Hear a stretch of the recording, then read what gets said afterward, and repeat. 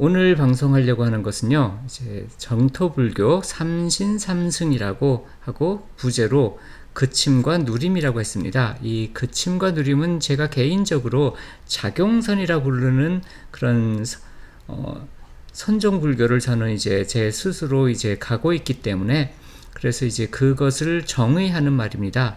그친다는 것은 이제 마음을 그친다는 것이고 이것은 이제 보통 지멸로 가는 일반적인 불교의 공통적인 부분입니다. 그리고 이제 누림이란 것은 그렇게 그치고 나면 그때서야 우리가 살아있다는, 세상이 살아있다는, 모두가 서로 간에 상즉상립하면서 그 생명을 서로 나누고 있다는 것을 알 수 있기 때문에 그러한 생명을 누리고 있게 된다. 이렇게 해서 그침을 통해서 누림에 이르게 되는 그것을 이제 저는 불교라고 보고 있어서 이 부제로 달았습니다. 요 두 가지를 이제 묶어서 불교란 이것이다라고 정의하고 있는 것은 이제 제가 처음으로 만든 것으로 생각을 하고 있고요. 그리고 저 정토불교에 있어서도 이제 이것을 그대로 적용시켜서 작용선으로서의 정토불교가 오늘 강의하는 주제에 좀 더 가까울 것입니다. 늘 나오듯이 이제 저작권 고지가 있습니다. 이제 이 컨텐츠 자체는 이 저작권법으로 이제 보호를 받고 있으니까 뭐 만약에 인용이나 뭐 이런 것들을 위해서라면 이제 연락을 주셔도 되고요. 아니면 개인적인 사용 같은 것은 상관이 없는데 이것으로 뭐 2차적인 저작물이나 이런 것을 하실 때는 문제가 발생할 수 있으니까 저작권은 좀 주의해 주시기 바랍니다. 그리고 이제 늘 말씀드리지만 이제 유교제가 카페에서 그 다운로드가 가능하니 요거 방송을 나중에 여기 유튜브에 올려놨을 때 그 유교제가 카페에서 다운로드 그 교재를 다운로드 받아서 보시면 되니까 그렇게 하도록 하시면 될 것 같습니다. 상즉상입이란 것은 이제 서로가 서로 안으로 들어간다는 것이고 일즉타 다즉일과 같은 말인데 정리를 하면 이런 말이 되는 거예요. 예를 들면 이제 커피를 갈아서 이제 커피 원두를 갈아서 내가 커피를 마시는데 그러면 그 커피 원두가 자랄 때까지 거기에는 당연히 그 커피를 키운 그 농부들의 손길도 있었을 것이고요. 그리고 햇빛도 거기에 있었을 거고 비도 내렸을 것이고 따뜻한 온도도 있었을 것이고 여러 가지 그러한 요소들이 다 모여서 내가 이제 커피를 마실 때까지 오게 되겠죠. 그랬을 때 그 커피가 아닌 것을 빼버리면 과연 커피 원두가 아닌 것을 빼버리면 다시 말하면 거기서 커피를 재배했던 농부의 손길, 햇빛 이렇게 그 커피 원두가 아닌 것을 빼버렸을 때 그것이 과연 더 이상 커피 원두일 수가 있을까? 라고 물어보면 더 이상 그거는 커피 원두가 아닌 거가 되겠죠. 그런 것처럼 우리는 이렇게 다들 연결되어 있다는 겁니다. 상즉상립이란 것은 그렇게 서로가 서로에게 침투되어서 그렇게 서로가 되비치면서 그렇게 존재하고 있다는 것이 상즉상립이 되고 그렇기 때문에 이제 우리는 단독적으로 있을 수가 없게 되고 이렇게 다 연결되어 있고 이렇게 연기법이란 것은 조건지어서 일어난다 라는 뜻이 되는 것과 같은 말이 됩니다. 이거를 이제 화엄법계라고도 말을 하는데 저는 이거를 굉장히 좋아하는 그 불교 이론이거든요. 그래서 우리가 서로가 서로를 대비치고 있기 때문에 그래서 이 세상이 모든 것이 다 나한테 반영이 되고 있고 또 내 모든 것이 다 세상에 반영되고 있는 것처럼 일즉다 다즉이라고도 말을 합니다. 그래서 이제 그 상즉상입이란 것이 불교의 가장 핵심을 관통하고 있다라고 보고 있거든요. 다만 연기법 자체는 좀 더 부정형에 가깝습니다. 그러니까 그 존재하는 것은 없다 이런 식으로 뭔가 부정적인 부정을 해서 그 잘못된 견해를 깨트리는 것이 좀 더 연기법에 가깝고 중론에 가깝다고 하면 이것이 불교가 이제 중국에 들어오면서 이렇게 해서 모든 것을 부정해서 그 그침에 이르게 되면 그 그침에 이르게 된 상태는 긍정적인 상태가 아니냐. 그래서 그 그침에 이르게 되었을 때 발견되어지는 그것을 긍정하는 긍정주의로 바뀌면서 그 화엄 사상이 나오게 됩니다. 그래서 그 상즉상입은 좀 더 원래 유식 불교에서 나오는 것이지만 그 화엄 사상에 좀 더 가까운 얘기다 이렇게 생각을 해두시면 될 것 같습니다. 다음으로 이제 추천서적은 유가시민 티베밀교 대수인법 이게 좀 친절하지는 않게 쓰여져 있는데 제 자경선에 대한 얘기들이나 이런 것이 어떤 식으로 발전돼 갔는지 그 발전 과정에 대해서 설명이 있어서 좀 참고가 되는 부분들이 있을 것 같습니다. 정토불교에서는 이제 지명 또는 칭명이라고 해서 그 이름을 말하고 부처님을 염한다라는 것이 되는데, 기본은 이와 같습니다.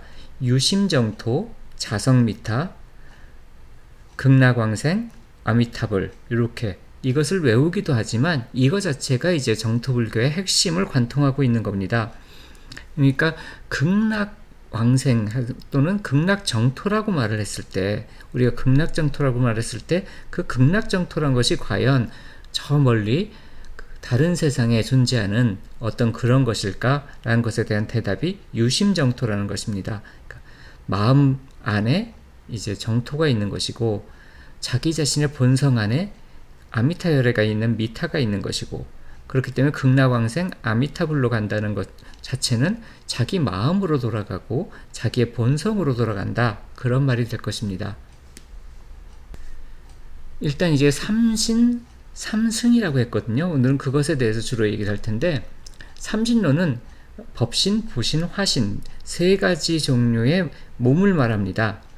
그래서 법신이란 것은 진리의 몸을 말하기 때문에 그것을 이제 보통 법념처라고 말을 하는 그 초기 불교에서부터 나온 개념인데요. 여기서 법은 연기법입니다. 아까 얘기한 것처럼 모든 것들은 다 조건이 지어져서 일어나고 있을 뿐이고, 그래서 조건이 지어져서 일어나고 있는 그것에 대해서 그런 것이 이 세상의 본래 모습이란 것을 마음에 새기고 그 기억 속에서 되새겨서 이제 그렇게 하는 것이 법념처가 됩니다.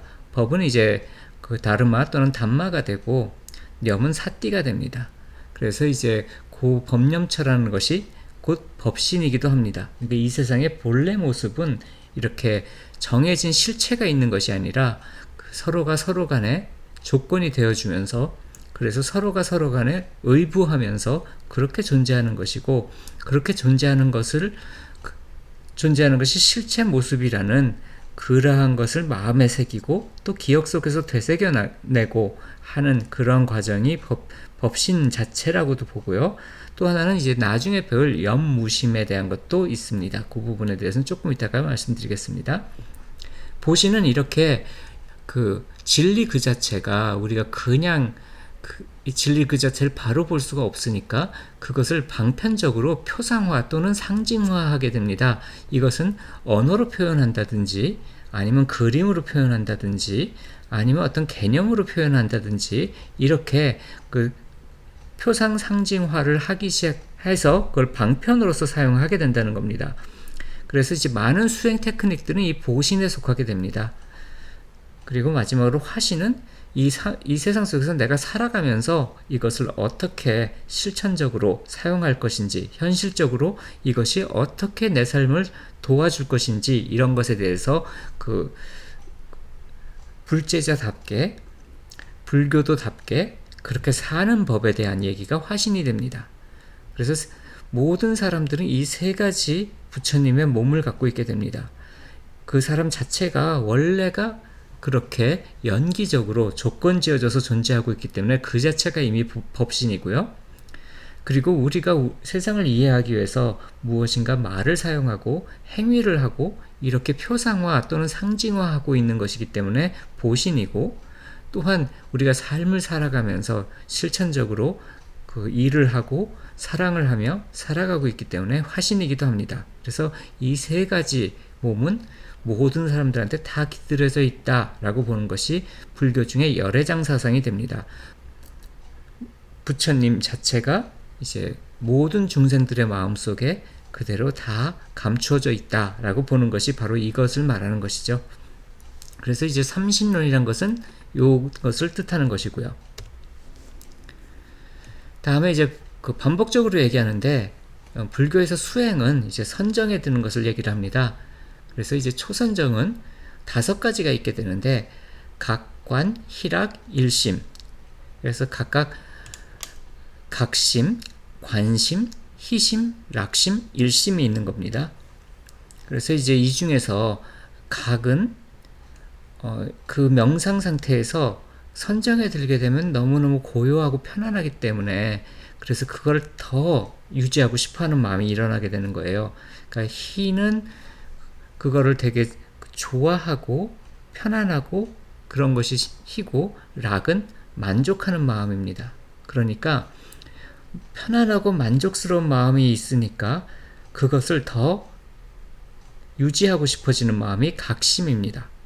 그래서 그걸 더 유지하려고 하는 순간 작의, 뭔가 뜻을 만들어냈기 때문에 오히려 그 편안함에서 벗어나게 됩니다.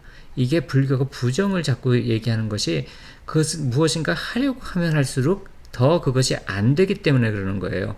그래서 각심은 그러한 기능입니다. 내가 편안한 상태가 너무너무 좋으니, 또 만족스러운 상태가 너무너무 좋으니 거기에 더 들어가려고 하는 상태. 그래서 결과로서는 더 멀어지기 시작합니다. 그래서 멀어지기 시작하니까 아차, 내가 뭘 잘못했구나, 이 마음을 사용하지 말아야지 하고 그거를 그만두는 것, 그 편안하고 만족스러운 마음을 유지하려고 하는 것을 포기하는 것, 그렇게 포기하게 되면 다시 편안하고 만족스러운 상태로 들어가게 됩니다. 그래서 이것이 계속 반복을 하기 때문에 마음이 흔들리고 있다고 표현하는 것이 초선정입니다. 선정은 선정인데 아직 흔들리는 상태, 그것을 이제 초선정이라고 부르게 됩니다. 그래서 여기서 각과 관이 사라지게 되면, 그러면 선정에 들어가는 것은 5가지가 사라지게 될 때 선정에 들게 됩니다.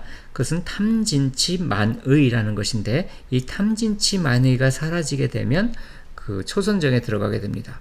탐진치만의는 첫 번째 탐은 이제 탐심이라서 내가 지금 없는 건데 그것을 갖고 싶은 겁니다. 그러니까 예를 들면 명상에서도 내가 마음이 불편하니까 마음이 평화로운 상태로 가고 싶다 라고 하면 이게 탐심이 일어나는 겁니다. 그러면 절대로 선정에 못 들어갑니다. 치심은 현재 내가 갖고 있는데 그 갖고 있는 것이 싫어서 그 갖고 있는 것을 버리려고 하는 것이 치심입니다.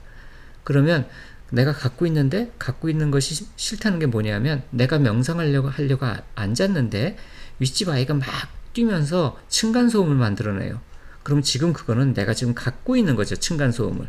그런데 그 층간소음을 갖고 있고 싶지가 않으니까 거기서 벗어나려고 하게 되고요. 그렇게 벗어나서 내가 층간소음의 저 번잡스러운 것에서 벗어나서 평화롭고 만족스러운 상태로 들어갈 거야 하면 그건 치심이 돼서 절대로 선정에 못 들어가게 됩니다. 탐진치는 탐진심이 돼서 못 들어가게 됩니다. 조금 전이.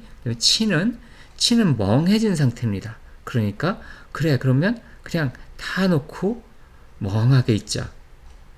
그러면 그것도 이제 선정에 들지 못합니다. 선정은 그 반대입니다. 무명에서 벗어나는 겁니다. 무명을 받지 못한 것이고, 또는 명자가 명료하다는 뜻이거든요. 무명은 명료하지 못한 상태입니다. 그렇기 때문에 다 놓고 아무 생각도 안 하는 상태, 멍하니 있는 상태가 치심이 되고, 그것 역시도 선정에 못 들어갑니다. 만은 이제 자만심이라고 보통 되는데, 이게 이제 양극성으로 나타나게 됩니다.